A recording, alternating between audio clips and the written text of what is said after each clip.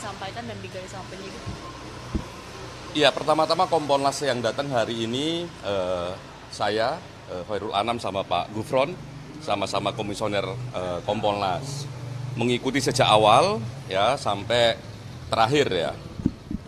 Terakhir ini artinya sudah ada pendalaman dan sebagainya, tinggal memang narik kesimpulan, walaupun masing-masing peserta gelar sudah memberikan pandangan, tinggal disusun.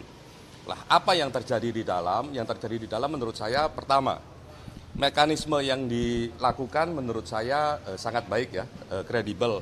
Masing-masing pihak maupun pelapor Dumas, terlapor Dumas dikasih kesempatan untuk menjelaskan apa yang menurut mereka penting untuk disampaikan. Ya, termasuk juga tidak hanya prinsipalnya, tapi juga ahlinya. Terlapor juga begitu, tidak hanya mereka pengacaranya, juga ahlinya. Di samping ahli dari masing-masing pihak, juga ada ahli dari Bareskrim tadi, terus juga ada dari Wasidik untuk menjelaskan bagaimana komposisi dan sebagainya. Sehingga dari segi proses kredibel. Salah satu yang menjadi plus dari kredibilitas proses ini melibatkan kami. Jadi ada Kompolnas, ada Ombudsman, ada DPR juga, tapi tidak bentar saja, nggak sampai selesai ya. Tapi yang sampai selesai kami sama Ombudsman. Nah, bagaimana itu terjadi ya? Kami dikasih kesempatan juga untuk menanya banyak hal. Ya, banyak hal kami konfirmasi dan sebagainya. Lah, apa yang penting dalam konteks ini? Yang pertama begini, karena kami pengawas ini salah satu yang paling penting adalah bagaimana proses dan bagaimana substansi. Dari segi proses yang terjadi adalah kami cek apakah fakta-fakta yang disampaikan oleh pelapor maupun terlapor sudah dikerjakan ataukah belum oleh rekan-rekan penyidik. Tadi dijelaskan banyak hal, detail penjelasannya, titik komanya dijelaskan. Jadi berbagai argumentasi yang tadi disampaikan baik pelapor maupun terlapor ya, dengan termasuk juga oleh ahlinya, itu kami mendapatkan penjelasan yang cukup mendalam. Termasuk misalnya ketika mereka mengatakan kami sudah ambil bukti ini, tolong tunjukkan buktinya. Kami sudah melakukan ini itu, mana administrasinya, ya mana dokumentasinya dan sebagainya. Sehingga itu memberikan gambaran secara utuh bagaimana sebenarnya kasus ini. Termasuk tadi ada pihak UGM ya. UGM juga kami tanya, betul enggak berbagai peristiwa itu? Betul. Yang kedua, yang nggak kalah penting adalah soal substansi ini, ya, yang ini jadi pertanyaan mendasar ya. Ini ada ijazah Pak Jokowi. Bagaimana pembandingnya? Nah, bagaimana proses membandingkannya ijazah itu dengan ijazah yang lain? Nah, ternyata yang dibandingkan itu tidak hanya soal ijazahnya. Jadi ada beberapa pembanding ya, ada tiga pembanding.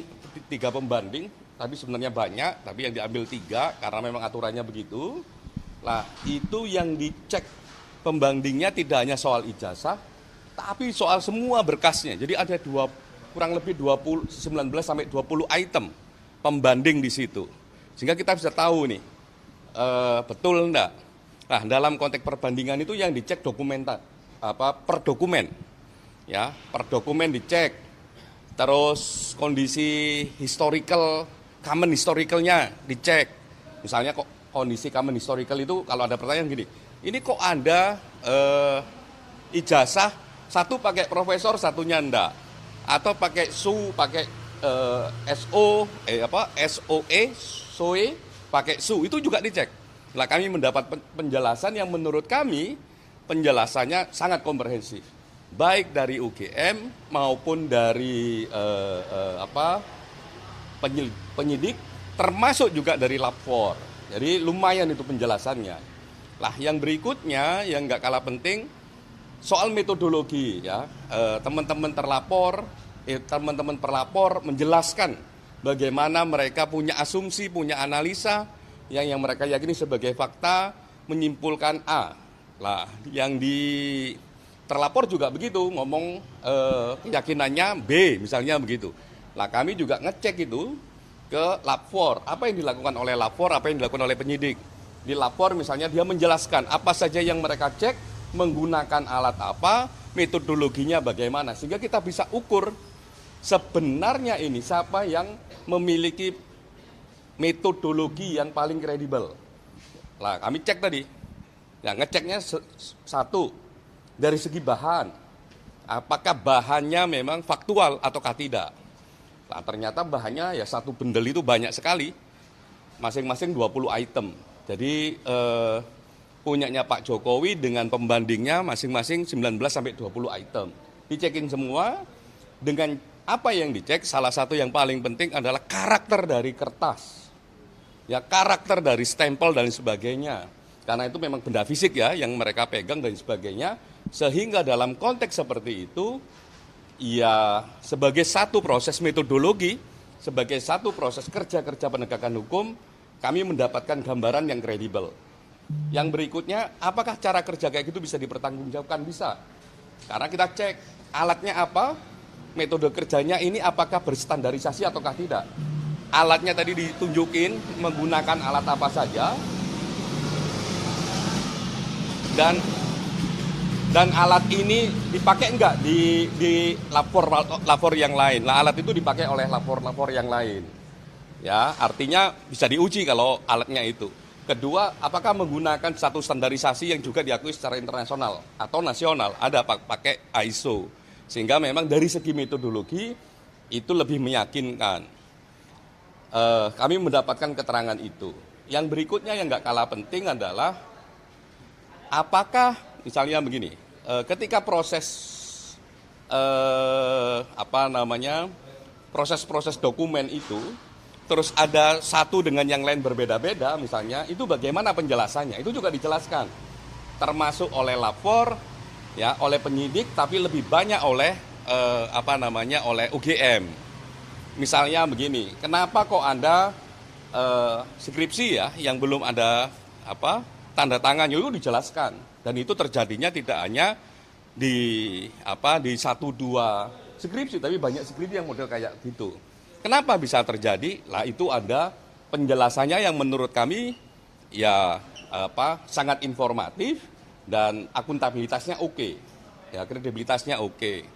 Nah, itu tadi kami dalami. Yang berikutnya yang nggak kalah penting kalau tadi kan su sudah, penggunaan profesor sudah, tanda tangan sudah, termasuk KKN dan sebagainya, mekanisme itu tadi kami mendapatkan penjelasan yang menurut kami dengan pendalaman cukup baik. Lah, kita bilang cukup baik karena di samping kami mendapatkan penjelasan, kami juga minta proses penjelasannya. Jadi kalau mereka ngambil barang dari UGM misalnya, ngambil bukti dari UGM, mana berita acaranya, mana dokumentasinya dan sebagainya, termasuk juga mekanisme kerja di lapornya. Nah, itu kami semua mendapatkan itu, dan prosesnya lumayan kredibel menurut kami.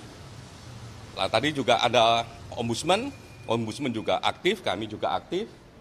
Bahkan dalam beberapa konteks Kompolnas lebih aktif untuk menggali sebenarnya ini apa sih fakta-fakta yang melatar belakanginya. Termasuk misalnya ada persoalan ini nilainya D. Wah, ini kok dia kok bisa lulus misalnya begitu. Kita tanya tadi. Karena kami cek ya di publik yang beredar apa, oh ini bisa nilainya D dan sebagainya, ada penjelasannya dan sebagainya. Dan menurut saya karena ada penjelasan dari otoritas UGM, ada kerangka SOP-nya dan sebagainya, ada aturan main yang dari UGM, ini kami anggap itu juga kredibel. Termasuk juga ada perbedaan tata letak huruf di dalam ijazah. Ya, tata letak huruf dalam ijazah itu kan juga dipersoalkan. Nah, kami juga nanya tadi, ini gimana kok Anda dalam satu dokumen, ada beberapa dokumen tata letak hurufnya kok berbeda. Ada yang agak mepet dengan simbol UGM-nya, ada yang agak jauh gitu ya, A-nya. Wah, itu ada penjelasannya. Dan dijelaskan dengan cukup baik, ya, dijelaskan dengan bukti cukup baik, dan menurut kami penjelasan itu masuk akal. Mungkin itu pengantarnya, Mas Gubron. Berarti untuk saat ini proses gelar perkara ini sudah selesai, statusnya sudah selesai atau Sebagai satu proses gelar, tadi sampai pendalaman sudah selesai, masing-masing peserta gelar juga memberikan pandangannya, tinggal memang saat ini ditarik kesimpulan apa kesimpulannya. Gitu ya. Kalau dari kami, dari segi agak luas gitu ya, kayak tadi kita jelaskan, dari segi proses, dari segi substansi, dari segi administrasi, ya, termasuk metodologi, itu bisa dijawab dengan baik, ya, dengan akuntabel, dan kami dikasih kebebasan, bahkan tidak hanya kami tapi juga teman eksternal yang lain itu dikasih kebebasan untuk bertanya pendalaman lebih dalam lah. Itu menurut saya proses yang kredibel dan penjelasannya bisa diterima. Karena kenapa bisa diterima? Satu, kami tidak hanya diberikan penjelasan informatif, tapi kami ditunjukkan buktinya, kami ditunjukkan bukti prosesnya, dokumentasi prosesnya, kami juga ditunjukkan alat yang digunakan, sehingga itu bisa kami terima. Artinya kalau tadi disebutkan tinggal kesimpulan, sudah dipastikan tidak akan ada gelar perkara lanjutan begitu atau pemeriksaan lanjutan? Masing-masing pihak sudah memberikan saran, ya. Masing-masing pihak sudah memberikan saran, ya tergantung Karwasidik. Menyimpulkan saran itu bagaimana, termasuk juga ahli. Di situ ada ahli pidana tadi yang juga menjelaskan bagaimana kerangka merespon fakta-fakta yang terjadi, fakta-fakta yang ada dalam mekanisme gelar tadi, baik yang disampaikan terlapor, pelapor, penyidik, lapor, UGM, ya, dia merespon itu dan dia memberikan pandangan hukumnya. Lah saya enggak bisa mewakili dia untuk menjelaskan apa sarannya. Tapi untuk kapannya itu sempat dikasih tahu nggak? Kami mewanti-wanti dan berharap kesimpulan ini jangan terlalu lama untuk diumumkan. Karena satu, prosesnya sudah baik ini. Ya, prosesnya sudah baik, masing-masing pihak dikasih kesempatan untuk menjelaskan apa yang mereka yakini, baik pelapor maupun terlapor, dan kami yang di eksternal juga dikasih kesempatan untuk menggali lebih dalam. Gitu.